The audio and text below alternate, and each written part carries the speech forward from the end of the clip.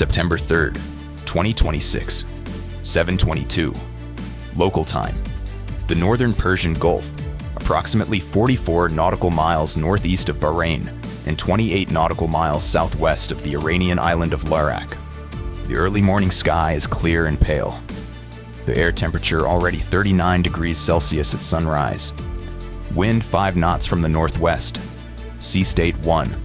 The Gulf here is 62 meters deep. Shallow by ocean standards. The water a turbid blue-green.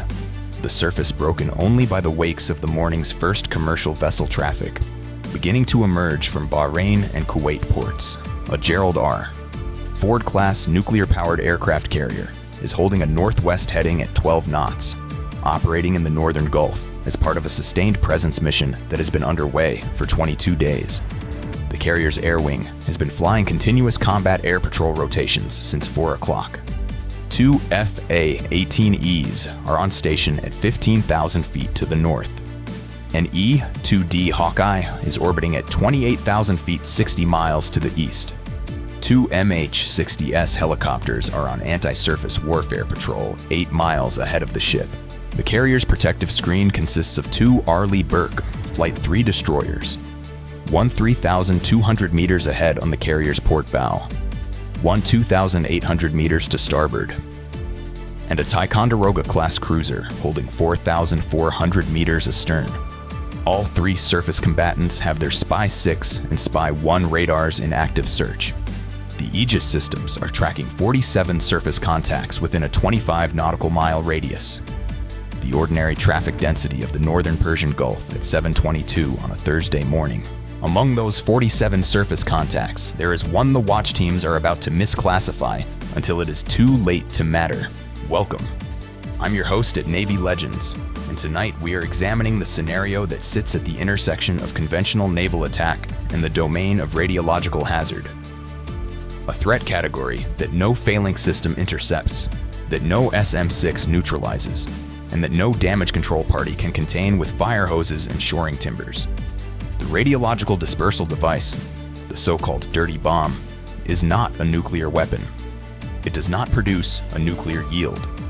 What it produces is contamination, the distribution of radioactive material across a surface or volume in quantities sufficient to require decontamination, impose operational restrictions, and generate a psychological and political effect that vastly exceeds its physical destructive capacity.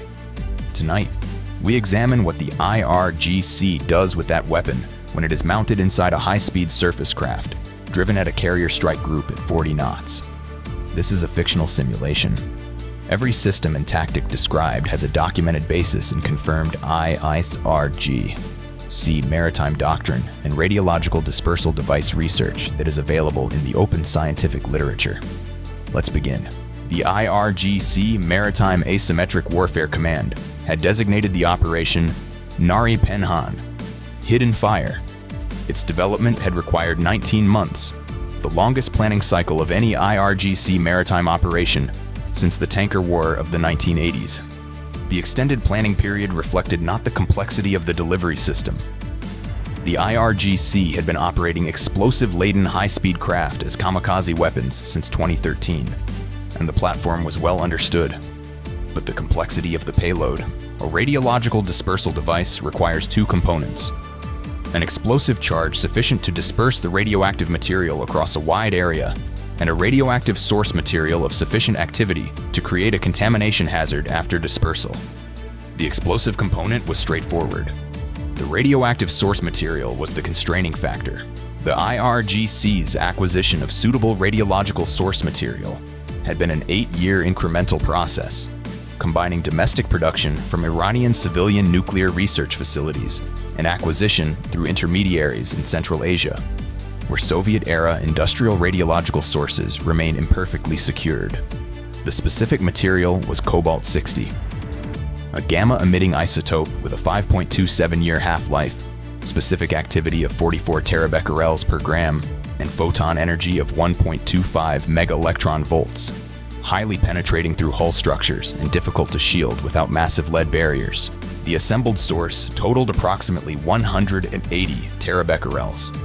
Distributed across a carrier flight deck by explosive dispersal, This activity level would produce surface contamination, requiring immediate flight deck evacuation and imposing restrictions on air operations for 3 to 6 weeks, depending on decontamination effectiveness.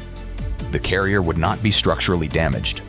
Its nuclear propulsion plant would be entirely unaffected, but its flight deck would become an operationally restricted zone, and the psychological effect on 5,000 sailors working near a contaminated surface would impose sustained personnel readiness impacts that no kinetic weapon could produce. The Cobalt 60 had been distributed across 3 separate high-speed surface craft, each carrying a 60 terabecquerel source embedded within a 140 kilogram shaped high explosive charge designed to disperse the source material upward and outward at the moment of hull contact detonation. The 3 craft were identical to the IRGC Navy's standard Boghammar-pattern high-speed attack boat. Fiberglass hull, twin 300 horsepower outboards, capable of 42 knots, radar cross-section of approximately 0.4 square meters in standard configuration. Each had been modified with an additional layer of high-density polyethylene shielding surrounding the Cobalt 60 source, sufficient to reduce crew radiation exposure during the approach transit to acceptable levels, while not significantly increasing the vessel's radar cross-section.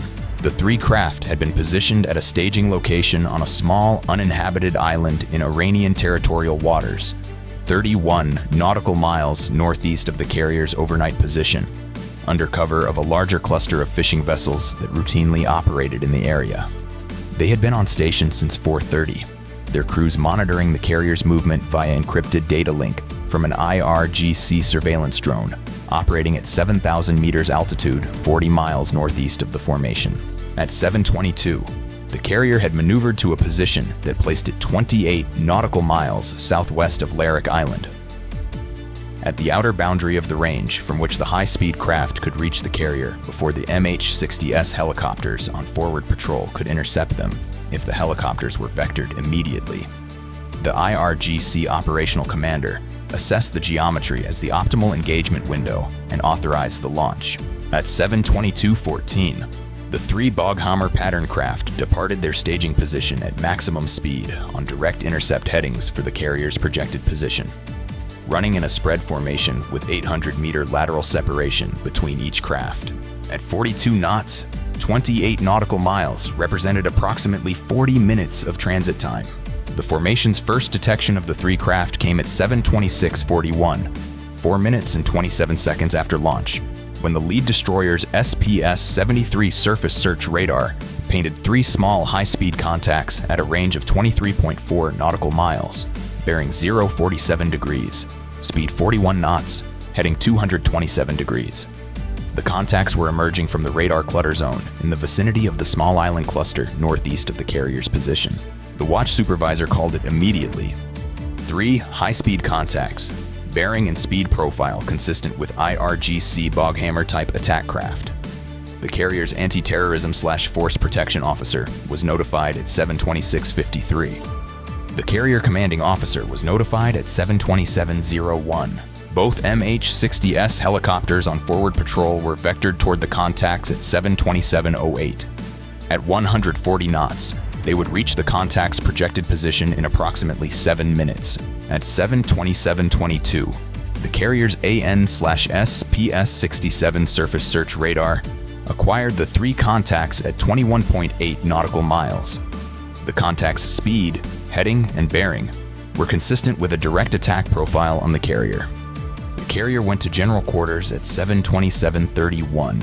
Standard IRGC high-speed attack craft doctrine had been countered by U.S. forces in the Gulf on multiple occasions since 2007. The response protocol was established. Helicopter gunships vectored to engage at standoff range, escort destroyers maneuvering to interpose between the contacts and the carrier. Carrier's own defensive systems on full alert. Against a conventional explosive payload on a Boghammar, this protocol was sufficient. The helicopter's M19 720mm cannons could engage and neutralize the craft at 1 to 2 nautical miles standoff. The destroyer's Mark 110 57mm gun could engage at 7 nautical miles. Against a radiological payload, the engagement protocol had a critical gap. At 7:28:44, the lead destroyer's AN/AL-Q55 radiological detection sensor, a passive gamma radiation detector installed as part of the ship's chemical, biological, radiological, and nuclear defense suite, registered an anomalous gamma radiation count on bearing 047 degrees. The count rate was 340 counts per second above background, a statistically significant elevation that the system's threat assessment algorithm flagged as consistent with a radioactive source at a range of 15 to 25 nautical miles. The CBRN defense officer reported the radiation detection to the tactical action officer at 7:28:51. TAO CBRN. Positive gamma radiation contact, bearing 047, consistent with radiological source. Assess possible radiological payload on inbound contacts. The tactical action officer had 4 seconds to process this information before his next call. In those 4 seconds, the engagement protocol changed entirely. The standing ROE for Radiological Dispersal Device Employment against U.S. naval forces specified that the engagement of a craft carrying a confirmed or probable radiological payload required the destruction of the craft at the maximum possible standoff range to minimize the potential for dispersal of radioactive material onto or near the carrier. Maximum standoff range. Not helicopter gun range at 1 nautical mile. Maximum standoff range meant the 57mm gun at 7 nautical miles. Or missiles. All stations. This is TAO. Inbound contacts assessed as probable radiological payload carriers. Shift engagement authority to maximum standoff. Lead destroyer engage at maximum gun range. Do not allow contacts to close within 3 nautical miles of the carrier. Weapons free. The lead destroyers. Mark 110 57mm gun, trained on the lead contact at 7:29:11. The contacts were now at 19.1 nautical miles, 35 kilometers, outside the gun's effective engagement range of 10 to 12 kilometers. The gun tracked. It did not yet fire. The engagement window at maximum gun range would open when the contacts closed to 12 kilometers, approximately 8 minutes at current closure rate. The 2 MH-60S helicopters reached the contact's position at 7:33:44 and immediately established visual contact on all 3 craft. Low, fast, white fiberglass hulls, spray trails extending 30 meters astern of each craft, clearly accelerating on a direct bearing toward the carrier. The helicopter crews had been briefed on the radiological detection during their transit. Their engagement authorization specified standoff gun engagement at the maximum effective range of the M197 cannon, 1,500 meters, and immediate departure from the engagement area following engagement to minimize crew exposure to any dispersed material. At 7:34:01, the first MH-60S engaged the lead Boghammar with a 40-round burst from 1,600 meters. The first burst achieved multiple hull impacts, but did not detonate the craft's explosive payload. The 20mm rounds penetrated the fiberglass hull in multiple locations, but the shaped charge fusing system required a sharper impact velocity for initiation. The craft slowed from propulsion damage, 1 outboard motor destroyed, but continued at approximately 22 knots on its original heading. The second burst at 7:34:07 from 1,200 meters achieved a direct hit on the craft's bow section where the explosive assembly was housed. The shaped charge initiated. The detonation at 1,200 meters from the helicopter was visible as a brief, intense fireball, followed by a rising column of gray-white smoke. The Cobalt-60 dispersal was upward and outward from the detonation center. The shaped charge's directional geometry drove the material primarily upward into a rising plume that the 5-knot northwest wind immediately began carrying southwest. The helicopter crew executed their immediate departure heading of due south at maximum speed, climbing to 3,000 feet to stay above the dispersal plume. The second Boghammar was engaged by the second MH-60S at 7:34:19 with similar results. 2 burst sequences. The second achieving detonation at 1,100 meters. Second craft neutralized. Second Cobalt-60 dispersal event. Plume rising and moving southwest on the 5-knot wind. The third Boghammar had observed both detonations. Its operator, an IRGC naval officer who had been briefed that the other two craft were crewed by volunteers who understood the terminal nature of their mission, accelerated to maximum speed and altered course 12 degrees north, attempting to use the rising smoke columns of the first two detonations as visual screening for his approach. The lead destroyer's 57mm gun acquired the third craft at 7:34:44 at a range of 9.8 nautical miles. Inside the gun's effective engagement envelope, the Mk295 proximity-fused rounds began impacting the water around the craft at 7:34:49. The third burst, 14 rounds at 7:34:53, achieved hull impacts. The craft decelerated sharply. The fourth burst at 7:34:58, 11 rounds achieved a direct hit on the craft's central body section. The third craft detonated at 7:35:01, 7.6 nautical miles from the carrier.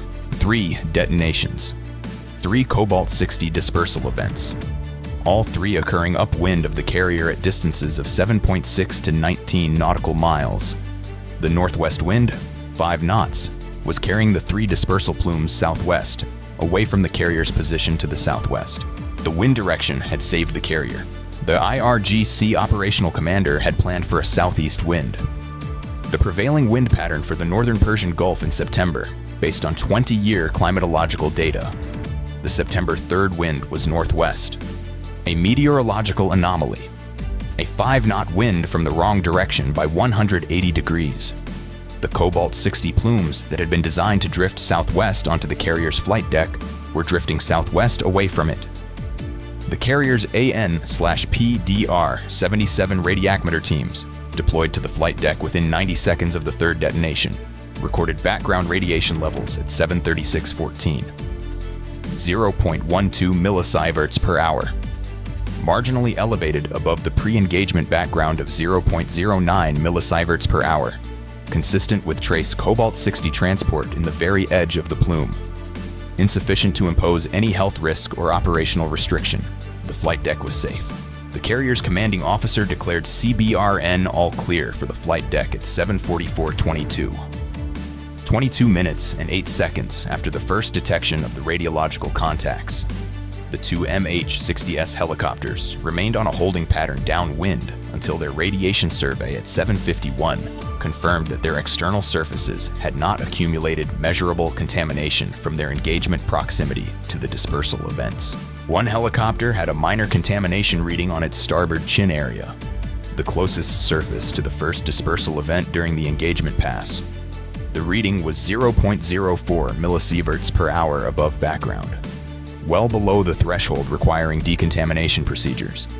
The surface was wiped with standard CBRN decontamination solution as a precaution. The helicopter was returned to full operational status at 8:14. The operational impact on the carrier had been effectively zero. Flight operations, which had been suspended at general quarters, resumed at 8 o'clock. The Air Wing's morning combat air patrol rotation continued without significant disruption. But the engagement had not been a complete success in the strategic sense that the clean outcome suggested. The 3 Cobalt-60 dispersal events, total activity 180 terabecquerels, had occurred at sea in a confined waterway, 28 nautical miles from Bahrain, 44 nautical miles from Kuwait, and 31 nautical miles from the principal shipping lanes feeding the Kuwait and Saudi crude terminals. The dispersal plumes had moved southwest on the northwest wind and had crossed a commercial shipping lane used by approximately 40 vessels per day within 90 minutes of the detonations. The plumes had dissipated significantly at that range, but the gamma radiation from dispersed Cobalt-60 particles settling on the sea surface in the plume track was detectable by the environmental monitoring systems of vessels transiting the area for approximately 6 to 9 hours following the event. At 9:30, the master of a Kuwaiti-flagged crude carrier transiting the lane southwest of the engagement area reported elevated radiation readings on the vessel's own CBRN monitoring system. The reading was 0.31 millisieverts per hour, above the reporting threshold for the International Maritime Dangerous Goods Code's radiological incident protocols. The vessel was required by those protocols to cease transit and report to the nearest port for inspection. By 1400, 9 additional commercial vessels had reported elevated readings in the same corridor. The Kuwait Port Authority issued a precautionary vessel restriction order for the affected lane at 14:30. The affected lane was redirected to an alternate routing that added 4 hours of transit time for all inbound vessels. By September 5th, 48 hours after the engagement, international regulatory response had imposed a 72-hour precautionary restriction on the contaminated corridor lane. 11 vessels required decontamination procedures for trace surface contamination, none at levels posing health risk, all triggering mandatory Port Authority procedures under existing international radiological incident protocols.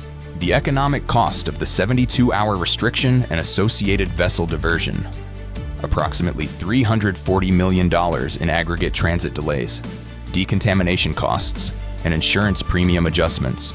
This was not accidental. The IRGC operational plan had explicitly modeled corridor contamination as a viable secondary outcome if direct carrier contamination failed at standoff engagement range.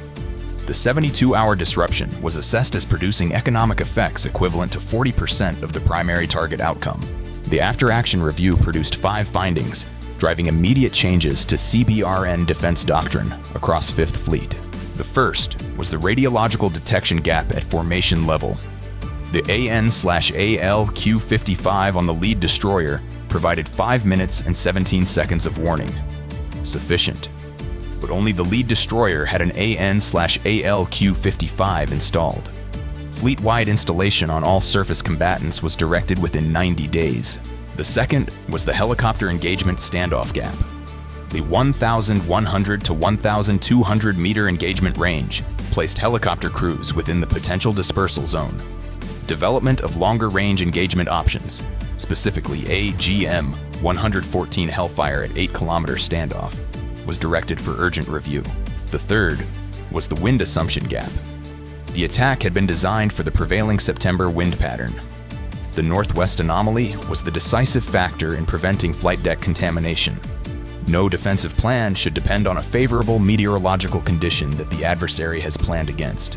The fourth was the commercial corridor secondary effects gap. No existing protocol addressed the regulatory and commercial shipping impacts of a radiological event in a congested international waterway. A joint NAVCENT IAEA commercial shipping radiological incident response framework was developed and exercised within 60 days. The fifth was the most strategically significant.